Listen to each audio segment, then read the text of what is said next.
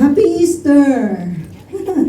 Nakiki-celebrate po ba ang bawat isa sa Resurrection Day ng ating Panginoong Jesus? Amen. Actually, di ba? Nung bata ako, kasi nagpe-prepare pa yung mga kasama ko.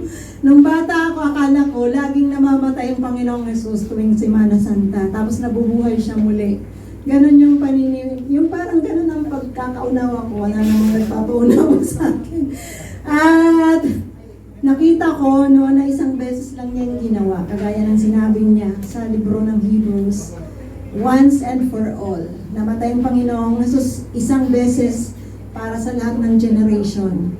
Lahat na magtitiwala. Yung kanyang dugo na ibinuhos noong time na yon ay hindi kulang upang siya ay magtubos, magligtas sa bawat isang magtitiwala sa kanya.